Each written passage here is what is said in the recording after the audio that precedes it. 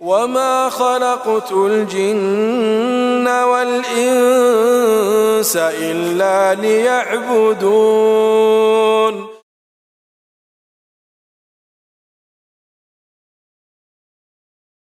Cette parole, La ilaha illallah, est la meilleure des paroles.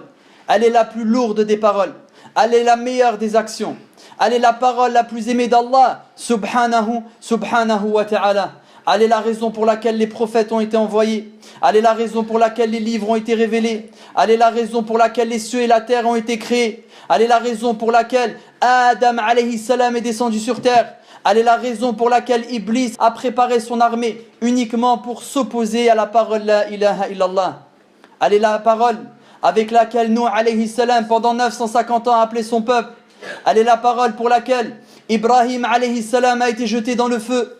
Elle est la parole pour laquelle Moussa alayhi salam est allé dans le désert à la rencontre de son Seigneur. Elle est la parole pour laquelle Isa alayhi salam a failli se faire crucifier. Elle est la parole pour laquelle notre prophète Mohammed alayhi salatu wassalam de Mecca a été expulsé. La parole La ilaha illallah, elle est la parole pour laquelle les sahaba radiyallahu anhum, ils ont tous émigré. La parole La ilaha illallah, elle est la raison pour laquelle les tabi'in et ceux qui sont venus après eux ont voyagé dans le monde avec le seul but de propager cette parole. Elle est la parole pour laquelle Al-A'imma, nos grands savants, ont écrit des livres et des livres et des livres encore et encore pour la développer et la détailler. Elle est la parole pour laquelle le jour de la résurrection aura lieu. Elle est la parole en fonction de laquelle les gens, Yawm al-Qiyamah, se diviseront en deux. Fariqun fil jannah wa fariqun fis sa'ir. Un groupe au paradis et un groupe en enfer.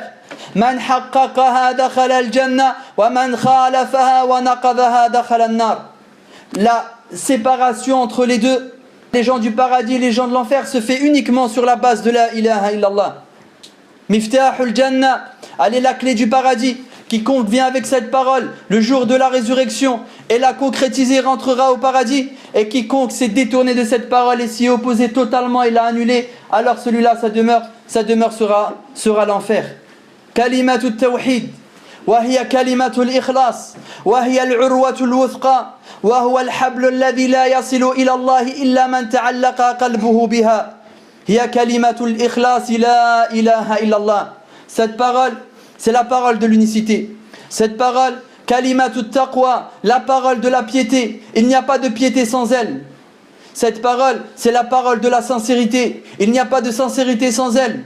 Cette parole, c'est la parole de la pureté. Il n'y a pas de pureté sans elle. Cette parole, c'est la clé du paradis. Il n'y a pas d'accès au paradis sans elle.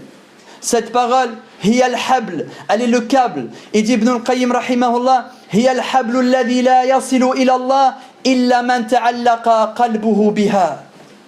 Et dit Ibn al-Qayyim rahimahullah, elle est le câble qui relie le monde des cieux au monde terrestre. Allah azza wa jal du haut de son trône avec ses serviteurs sur terre. La yasilu ila Allah illa man ta'allaqa qalbuhu biha. Ne peut arriver à Allah azza wa jal que celui qui son cœur s'est fortement et extrêmement attaché à la parole de l'unicité La ilaha illallah.